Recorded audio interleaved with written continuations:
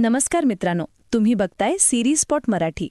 बॉलिवूडचे सुप्रसिद्ध विनोदी कलाकार असरानी यांचे निधन झाले आहे. होय, तेच असरानी ज्यांच्या विनोदी अभिनयाने प्रत्येक काळात लोकांना हसवलं, ज्यांचा आवाज ऐकताच चेहऱ्यावर हास्य उमटायचं, ते आता आपल्यात नाहीत.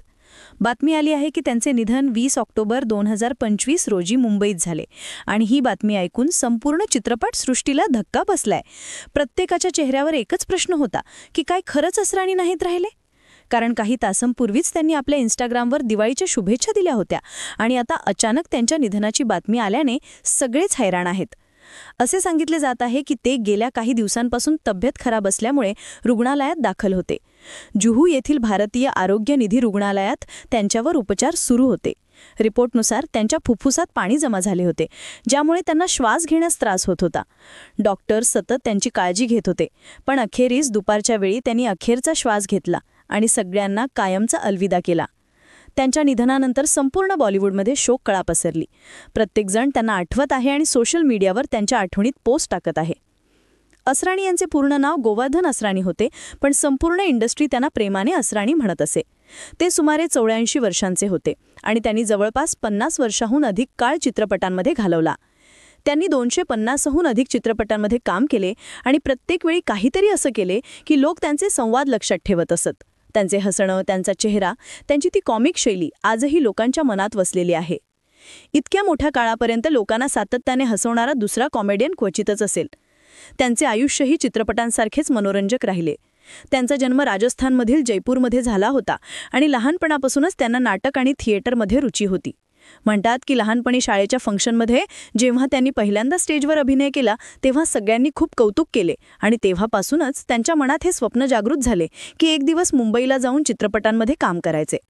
तो काळ असा होता की जेव्हा चित्रपटांमध्ये स्थान मिळवणे खूप कठीण होते, पण असरानींमध्ये जिद्द होती, तळमळ होती आणि हा विश्वास होता की संधी मिळाली तर नक्कीच काहीतरी करून दाखवीन. त्यामुळे शिक्षण पूर्ण होताच त्यांनी national school of drama NSD join केले. तेथून अभिनयाचे धडे घेतले आणि नंतर मायानगरी मुंबईला आले. सुरुवातीचे दिवस खूप कठीण होते. ना पैसा होता ना ओळख. अनेकदा कामासाठी दरवाजे ठोठावले, लोक हसून टाळत असत. पण हळूहळू त्यांनी लहान भूमिका साकारायला सुरुवात केली आणि लोकांचे लक्ष वेधले. त्यांची कॉमिक टायमिंग अशी होती की दिग्दर्शक स्वतः आश्चर्यचकित होत असत. नंतर 1970च्या दशकात तो काळ आला जेव्हा असरानी हे नाव स्वतःच एक हमी बनले. जर चित्रपटात असरानी असतील तर लोकांना खात्री होती की हसू नक्कीच येणार. चित्रपट गंभीर असो, ड्रामा किंवा ॲक्शन, असरानी प्रत्येक ठिकाणी आपली छाप सोडत असत. त्यांची खरी ओळख शोले चित्रपटातील जेलरच्या भूमिकेमुळे बनली. ती भूमिका आजही आयकॉनिक आहे. आजही जेव्हा कोणी हम अंग्रेजों के जमाने की जेलर है म्हणतो तेव्हा चेहरा समोर येतो तो असरानींचा. ती भूमिका इतकी अविस्मरणीय होती की लोकांनी ते पात्र आपल्या जीवनात उतरवले. त्यानंतर त्यांनी कित्येक हिट चित्रपट केले, कधी सहाय्यक भूमिकेत, कधी मित्र म्हणून तर कधी कॉमेडियन म्हणून. प्रत्येक रूपात त्यांनी स्वतःला सिद्ध केले. एक काळ असाही आला की जेव्हा प्रत्येक दिग्दर्शकाची पहिली पसंती तेच असायचे.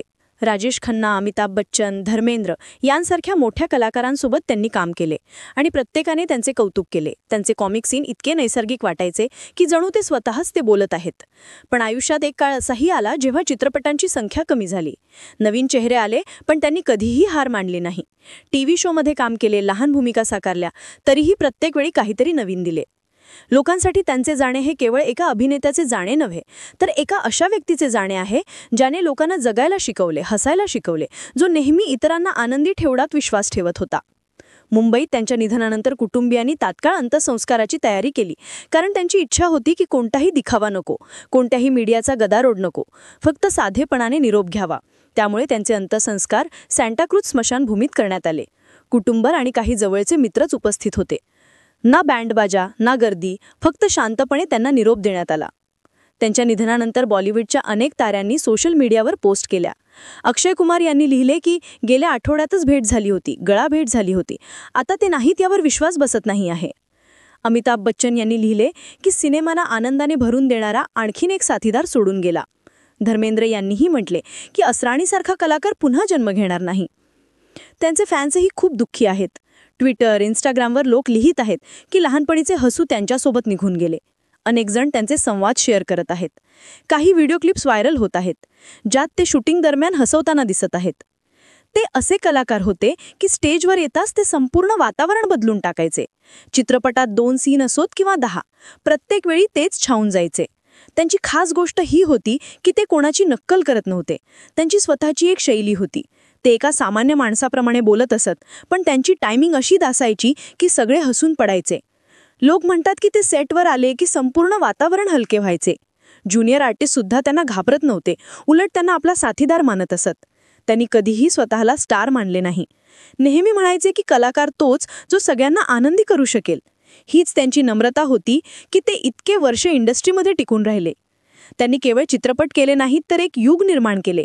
त्यांच्या नंतरच्या पिढीला मार्ग दाखवला की कॉमेडी केवळ चेष्टा नसते, ती देखील एक कला आहे. आता जेव्हा ते नाहीत तेव्हा केवळ पडदा रिकामा झाला नाही, तर लोकांच्या मनातही एक पोकळी निर्माण झाली आहे. त्यांचे जाणे एक मोठ्या पोकळीसारखे जाणवत आहे. लोक म्हणत आहेत की चित्रपटात आता ती जुनी मजा राहणार नाही. तो जो निष्पापपणा होता, ती जी साधेपणा होती, ती जी सरळ हसवणारी शैली होती, ती आता मिळणार नाही. तो काळ गेला जेव्हा थिएटरमधून बाहेर पडताना लोक म्हणायचे की यार, आज तर असरानींनी मजाच आणली. असे कलाकार आता मिळत नाहीत. त्यांनी आपल्या पात्रांना वास्तव बनवले होते. गेल्या काही महिन्यांपासून ते लोकांमध्ये जास्त दिसत नव्हते. वयाचा परिणामही होता, पण जो कोणी त्यांना भेटायचा तोच म्हणायचा की असरानी आजही अगदी जुन्यासारखेच आहेत, हसमुख आणि उत्साही. त्यांच्या घरचे लोक सांगतात की ते नेहमी म्हणायचे की जोपर्यंत श्वास आहे तोपर्यंत चेहऱ्यावर हास्य राहील. आणि खरंच त्यांनी त्याच शैलीत जगाचा निरोप घेतला. लोकांच्या मनात आजही त्यांचे हसू घुमत आहे. जणू पडद्याच्या पलीकडून ते म्हणत आहेत की हसत रहा, आयुष्य लहान आहे. आणि हीच गोष्ट त्यांना इतरांपेक्षा वेगळी बनवत होती. असरानी केवळ कॉमेडियन नव्हते, ते एक भावना होते, एक काळ होते, एक अशी व्यक्ती जी कोणत्याही सीनला आपल्या उपस्थितीने हिट करून दाखवत असे, जी शोकांतिकेलाही विनोदात बदलवू शकत होती, जी कोणाची चेष्टा न करता हसू निर्माण करत असे. त्यामुळेच त्यांच्या जाण्यानंतर लोक केवळ दुःखी झाले नाहीत, तर त्यांच्या आठवणीत हसू लागले. अनेकदा लोकांनी त्यांना विचारले की इतके वर्ष तुम्ही काम केले, कोणतीही कॉन्ट्रोव्हर्सी झाली नाही, कोणताही वाद झाला नाही. ते हसून म्हणायचे की मी कलाकार आहे, भांडखोर नाही.